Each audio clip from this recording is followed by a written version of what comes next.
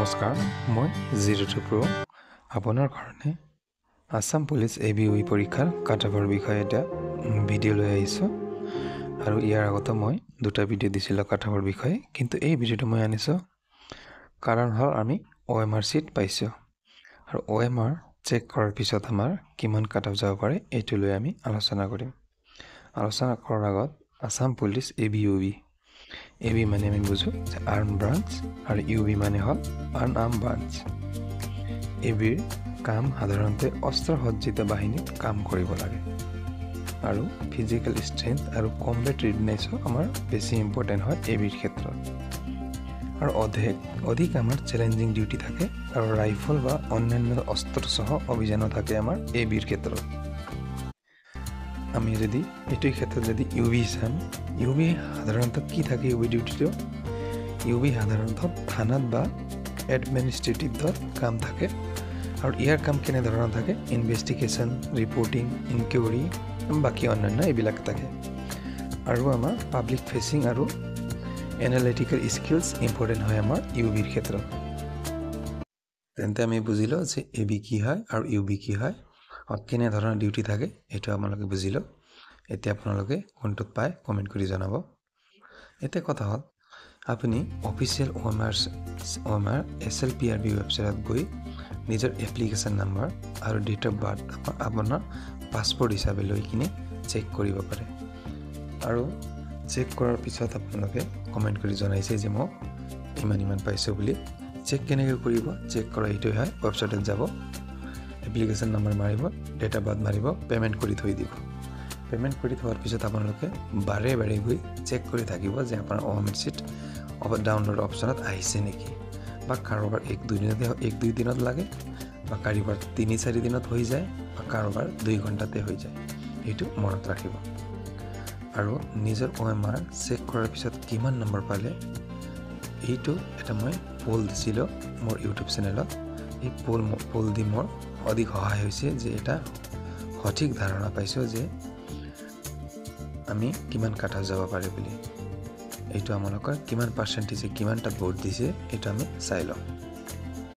ইয়াত আমি দেখিবলৈ পাই আছোঁ যে 20ৰ পৰা 25ৰ ভিতৰত আমাৰ 48% আছে, মানে আধা মানুহ মানে 20ৰ পৰা 25ৰ ভিতৰত। আৰু 20 আৰু 30ৰ ভিতৰত 27% আছে, আৰু 30 আৰু 35ৰ ভিতৰত 18%, আৰু 35 আৰু 40ৰ ভিতৰত 7%। মানে ইয়াত কি দেখা পালোঁ যে 35 আৰু 40ৰ ভিতৰত যিটো 7% আছে এইটোতো 100% কোৱালিফাইড কেণ্ডিডেট হয়। আৰু 30 আৰু 35 ভিতৰত 18% আছে, এইটো 100% কোৱালিফাইড হয়। আৰু যিটো 25 আৰু 30ৰ ভিতৰত আছে এইটো মানে মিডিয়াম ষ্টুডেণ্ট হয়, এইবিলাক মিডিয়ামত পঢ়ে। আৰু 20 আৰু 25ৰ ভিতৰত এইটো এভাৰেজ হয়, সকলোৱে পাৰিছে, এইটো মানে সকলোৱে পাইছে।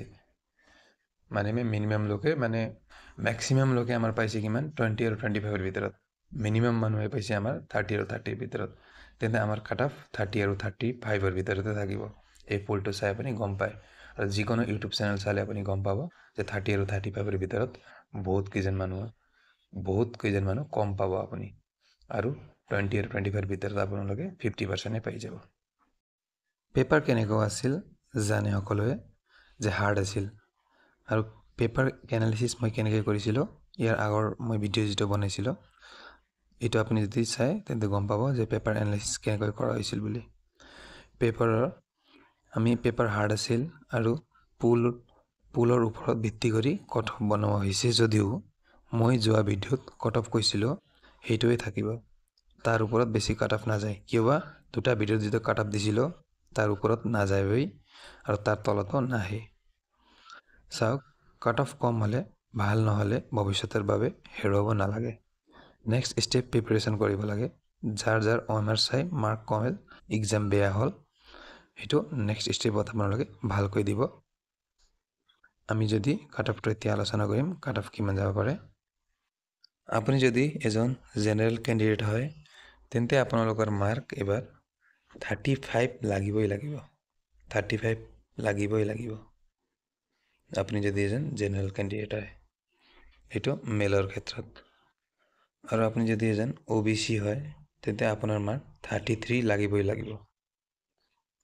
আৰু যদি আপুনি এজন SC কেণ্ডিডেট হয় আপুনি 30 লাগিবই লাগিব আৰু যদি আপুনি ST হয় STৰ ক্ষেত্ৰত আমি 28 ৰাখিছোঁ 28 লাগিবই লাগিব জেনেৰেল মেলৰ ক্ষেত্ৰত 35 OBC 33 SC 30 ST 28 এইটো আমাৰ মেলৰ ক্ষেত্ৰত এই মাৰ্কটো থকা উচিত আৰু চাব কাট অফটো ইয়াৰ ওপৰত নাযায় ইয়াৰ তলতো নাহে সম্ভৱতঃ বাই চান্স যদি কমেও আপোনালোকে 1 মাৰ্ক ইয়াৰ পৰা মাইনাছ কৰি দিব 1ৰ তলত মাৰ্ক নকমে এইটো 100% কথা এতিয়া আমি ফিমেলৰ ক্ষেত্ৰত যদি যাওঁ জেনেৰেল ফিমেলৰ আপুনি যদি জেনেৰেল ফিমেলৰ পৰা আহে তেন্তে আপুনি 30 মাৰ্ক লাগিব আপোনাৰ আৰু যদি আপুনি OBCৰ পৰা আহে তেন্তে আপুনি